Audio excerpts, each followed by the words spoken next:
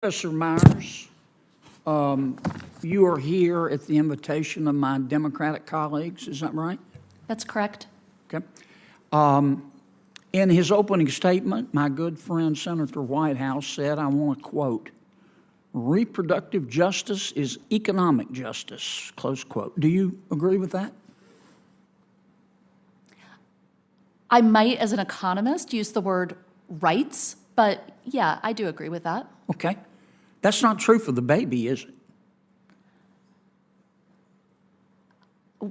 Well, first of all, I would refer to a fetus, not Yeah, a baby. but that's, well, a fetus. I refer to it as a baby. That's not true as for the baby, is it? That exchange was hard to watch, and it was supposed to be. Senator John Kennedy wasn't trying to be comfortable, polite, or academic. He was trying to force clarity in a room that thrives on abstraction. This hearing exposed a central contradiction in the modern abortion debate. Advocates want moral certainty without moral accountability, and Senator Kennedy refused to let that slide. What stood out immediately is that Kennedy did not ambush these witnesses. He asked direct questions that any ordinary American understands. Is a fetus alive or dead after an abortion? Do you support abortion up to the moment of birth when both mother and child are healthy? These are not fringe questions. These are foundational questions. And yet, no one on the other side could give a straight answer. Instead, we saw deflection, euphemisms, and appeals to complexity. Senator Kennedy cut through all of that. He forced the conversation out of sanitized language and back into reality. That's why this moment matters, and that's why it's resonating far beyond the hearing room. If you believe public officials should say what they mean and mean what they say, hit like, subscribe, and share this video.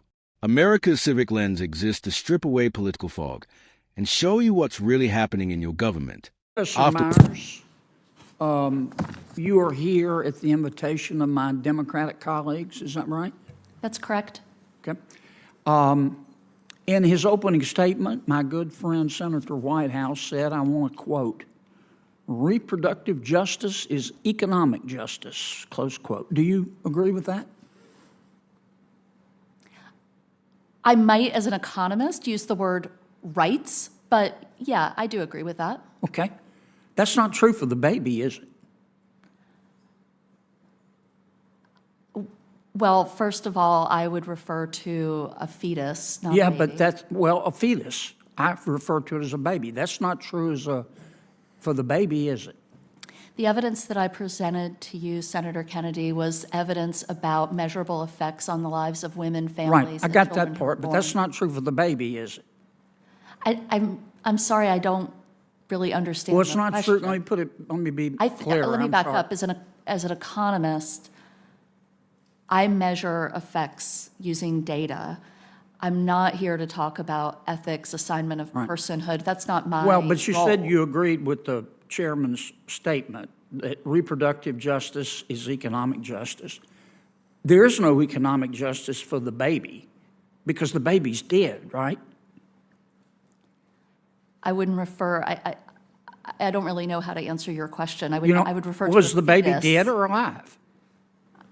We're referring to a fetus. Okay, is the fetus dead or alive after an abortion? The fetus would be dead after an Okay, abortion. all right. If the mother is healthy and the baby is healthy, do you support abortion up to the moment of birth? So I think that's a really hard question to answer because that just doesn't happen. You're asking me about something that simply doesn't happen. Well, I it's think- legal. I will tell you it's that- legal. It's legal in Vermont, New Jersey, Oregon, Colorado, New Mexico, Alaska, and the District of Columbia, and the Loon wing of the Democratic Party supports abortion up to the moment of birth. So, do you support that or oppose it? I don't think. Let me say, I'm here to talk about the economics of abortion. No, you're here as an expert. And I'm just asking you I what think you're you asking me a believe. question as a person, which I'll answer as a person. Okay, tell me as a person. I will tell you as a person that I have ambivalence about abortion. I will tell you as a person, I haven't personally had an abortion. And I will also tell you as a person looking at the evidence around me and understanding how complex the decisions are that people face. Okay. I'm just simply uncomfortable I got to move on, thinking that there's a Professor, 'cause I don't simple think answer you're that going to applies answer to my everyone. question. I trust women and their healthcare providers. It's real simple. You either support abortion for a healthy mother and baby up to the moment of birth, or you don't. And I don't think it's a difficult question. How about you, doctor? Do you support, if the mother is healthy and the baby's healthy, do you support abortion up to the moment of birth? So, Senator, you're using really inflammatory language to talk about a medical procedure, and it's not a simple yes or no. Not to mention, when you make statements like that, you're erasing the grief and the trauma that my patients You're not are going to going answer my through. question either, are you? It's not a question that I can think be answered I think in I an know your appropriate answer. way, I think I Senator. know your answer. Mrs. Ford, okay? Let's take a baby at 21 weeks. Hold up, Mike. This is a baby at 21 weeks, okay? The baby can feel pain, right? Yes, And the baby's pretty developed, right? yes. And do you know the name of the procedure that the doctor would use to abort that baby at 21 weeks? I'm not a doctor, but I believe it's a DNR, It's called dilation and evacuation. Is that right? as far as I understand, yes. Yeah. And first, the doctor would dilate the cervix, and then the doctor would take what's called the doctor would call it a Sofer clamp. It's really a pair of pliers with sharp teeth on the end. And without giving the baby any pain medication, the doctor would go through the vagina, through the uterus, and start tearing the baby apart. Is that right? As far as I understand the procedure. Yeah, and she might start with the legs and pull them out, and the arms and pull them out, right? And then she might go for the heart or the spine and just pull the baby out piece by piece. Is that right? Without giving the baby pain medication. That's what I understand the procedure to be. Okay, but then you got to get the head out. The baby's dead, but maybe not. Maybe it's still in pain, but then you got to get the head out. And even with the cervix dilated, you got to get the head out, which is hard. So then the doctor would go in and use those pliers to crush the baby's head. Is that right? As far as I understand. And then she'd pull the head out, the crushed skull out, right? Senator Kennedy, your time has expired here. Well, you and gave Senator the Stabenow is others waiting. plenty of time, Mr. Chairman.